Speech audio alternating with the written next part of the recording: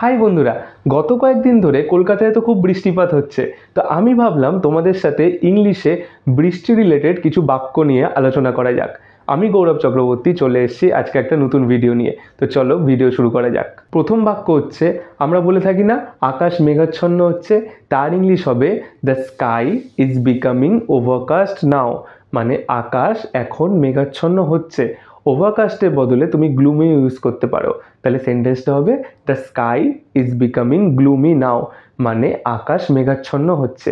এর পরের সেন্টেন্সটা হচ্ছে, আমরা বলে থাকি না বৃষ্টি আসছে, তার ইংলিশ হবে দ্য রেন ইজ কামিং, মানে বৃষ্টি আসছে। যখন আমরা বলি ঝড় আসছে, তার ইংলিশ কী হবে দ্য স্ট্রম, মানে ঝড়, দ্য স্ট্রম ইজ কামিং, মানে ঝড় আসছে। এবার দেখো আমরা বৃষ্টিকে তিন ভাগে ভাগ করে থাকি।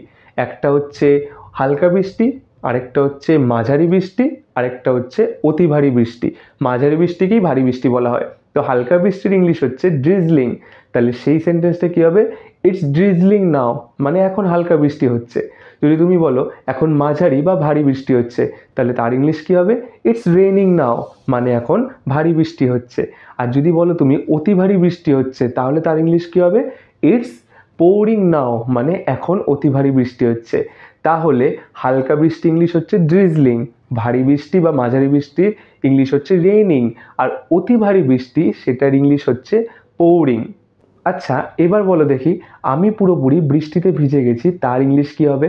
তার ইংলিশ বলতে পারো আই অ্যাম টোটালি সোকড বা ড্রেনসড বাই দ্য রেন, মানে আমি পুরোপুরি বৃষ্টিতে ভিজে গেছি।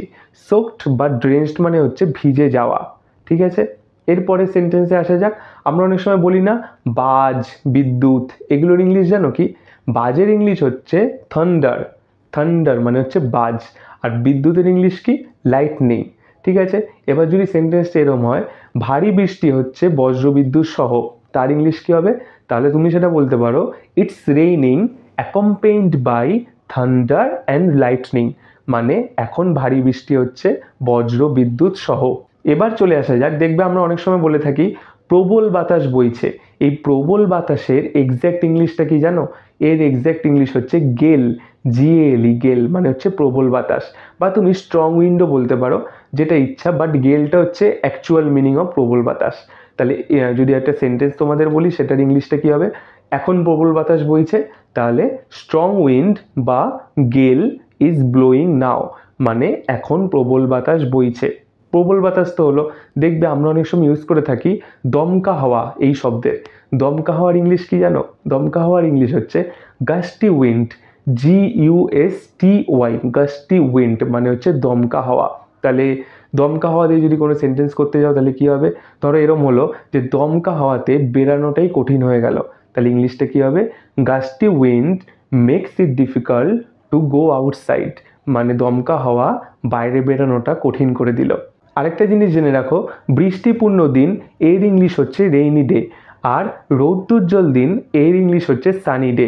তাহলে আজকে একটা বৃষ্টিপূর্ণ দিন এর ইংলিশ হবে ইটস আ রেইনি ডে, আর আজকে একটা রৌদ্রোজ্জ্বল দিন তার ইংলিশ হবে ইটস আ সানি ডে। এই ছিল তোমাদের কাছে 10টা সেন্টেন্স বৃষ্টি নিয়ে। ভিডিও ভালো লাগলে লাইক শেয়ার করে দিও, আর চ্যানেল ভালো লাগলে কিন্তু সাবস্ক্রাইব করতে ভুলো না। দেখা হচ্ছে পরের ভিডিওতে। আজকের মতো টাটা।